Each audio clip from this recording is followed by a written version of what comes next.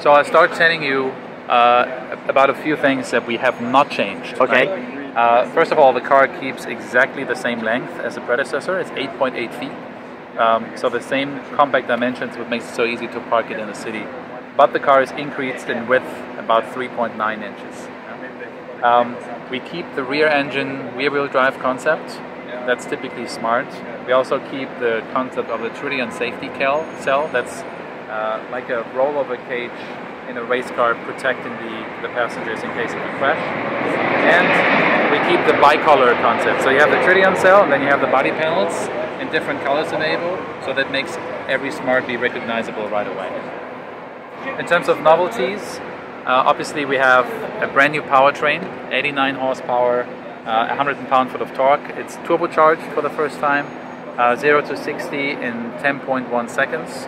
So that's a significant improvement over the predecessor, which was 12.8. Two transmissions available. One is a 5-speed manual.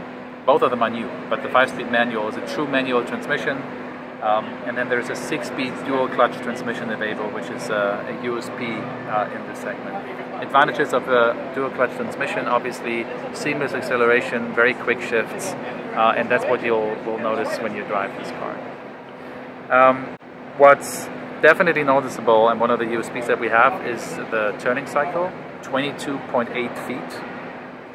Which is a significant improvement from the previous car. It's possible because the car grew in width a little bit, so there's more space in the wheel wells.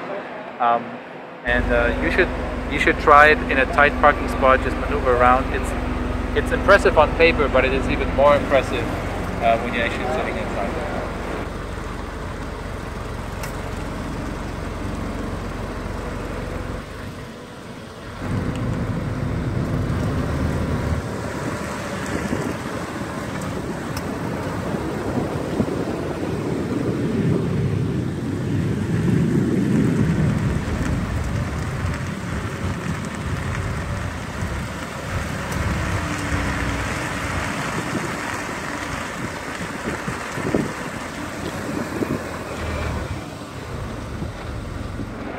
So if you follow me around a little bit, what you see here is the Edition 1. Edition 1 means it's a limited edition available for the first model year. Exclusive elements are, for instance, the orange Tritium cell, and this car is also equipped with the Sport Package wheel. So the Sport BBS style 16-inch rim is exclusive to the edition. The Tritium cell, as mentioned, and if you open the door, you can actually see how it wraps around the passenger compartment, all around, to protect the passengers in case of a crash. Yeah. And then the engine is actually underneath here. So again, 3-cylinder engine, turbocharged, about 0.9 liters of displacement. In terms of interior, open the door real quick. Completely new layout of the dash. Standard equipment now includes the steering wheel.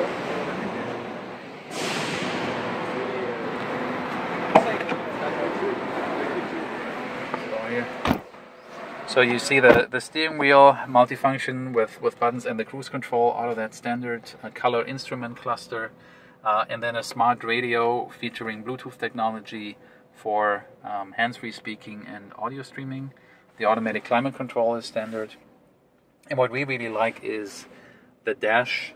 Obviously from a design standpoint, it's very playful, but also very high value, especially with the cloth that you have on top of the dash, matching the cloth that you have on the seat. Yeah. What you see here is the smartphone integration, which we think is a great solution to integrate your smartphone into this vehicle. So we have this cradle that you plug into the radio, and then you have something we call Smart Cross Connect app. It's an app that's available for free download for every customer. And it includes features like a navigation system, access to all your music, to phones. You can see some of the vehicle functions like fuel economy, etc. And it also includes something we call Smart Spots.